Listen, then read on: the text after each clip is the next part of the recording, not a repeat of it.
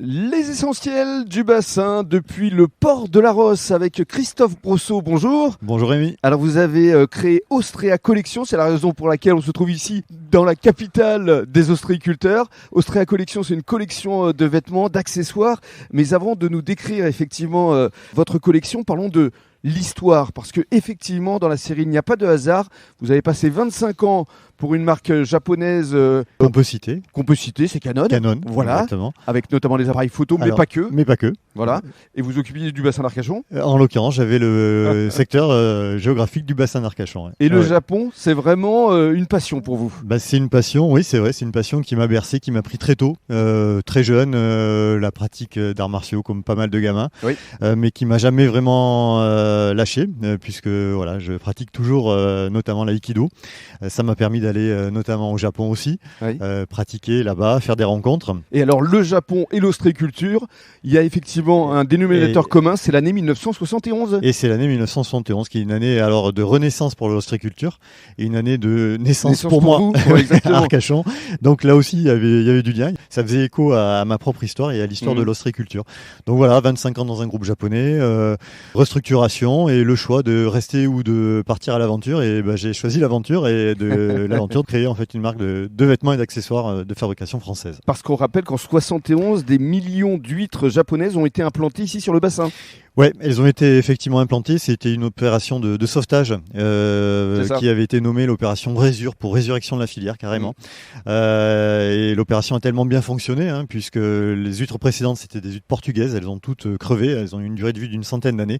Elles ont crevé. Il a fallu pour sauver l'ostréiculture importer massivement des millions d'huîtres. Ça s'est passé donc à Mérignac le 16 mai 71 et des millions d'huîtres sont arrivées par avion. Et cette opération donc a été un succès puisque ça a permis aujourd'hui de déguster les huîtres qui sont des descendantes de cette histoire japonaise. Ici notamment sur le port de la Rosse. Notamment. Alors parlons maintenant de votre ligne de vêtements parce que c'est une fabrication 100% française. Oui, c'est ce que je voulais parce que faire une marque française qui parle du bassin c'est déjà très bien, mais une marque qui fabrique en France, je pense que c'est mieux. Je pense aussi qu'il n'y en a pas, donc c'était un facteur différenciant aussi.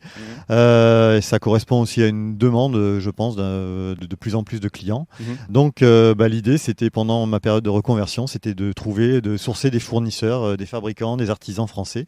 Qu'est-ce que vous proposez justement? Alors, la vareuse, forcément. La vareuse là que je porte, la vareuse en lin. Voilà, la vareuse, c'est le vêtement un peu emblématique des métiers, des ostréiculteurs, des métiers de la mer. Mais là, je l'ai revisité parce que je suis sur une coupe vareuse, donc authentique, mais revisité en lin, revisité avec des boutons en normaux, en coquillage, donc sont tous uniques. Et surtout, ce qui fait un peu l'identité des produits d'Austrea Collection, c'est des motifs. Alors notamment là, on les retrouve sur les revers de manches, des motifs d'huîtres. Bon, voilà, pour être raccord avec l'histoire de l'ostréiculture. Mais des motifs d'huîtres qui sont travaillés à la manière d'estampes japonaises, donc ils sont redessinés alors par mes soins.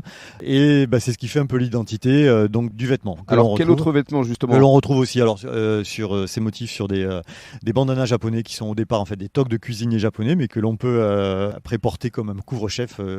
Voilà. Il y a aussi des espadrilles donc fabriquées à Mauléon-Lichard, donc la capitale de l'espadrille en France. Il y a des t-shirts en coton bio, donc des t-shirts en lin bio, le lin poussant en Normandie. Donc là, on est vraiment sur du 100% français. Des cabas que je fabrique en poche d'huître, voilà, toujours pour rester dans la thématique. Des sacs origami aussi. Donc pour l'instant, il y a 7 produits.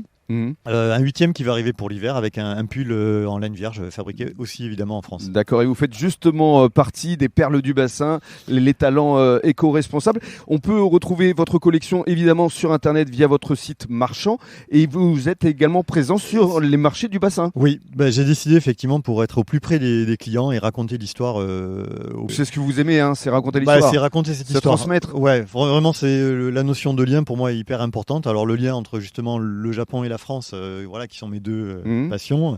Et donc ce lien-là, au travers effectivement des rencontres que je fais sur les marchés. Donc les marchés du bassin, ça peut être au Cap Ferré, à la Teste ou à Andernos. Ou à Andernos, exactement. Et puis on vous voit souvent sillonner les routes du bassin d'Arcachon avec votre beau camion. Avec mon beau camion, mon Austrea Truck ou mon Austrea Camion, comme on veut. Voilà. Ah, on peut pas vous manquer, hein. Voilà. Donc on se pose la question est-ce qu'il vend des huîtres? Qu'est-ce qu'il fait vraiment?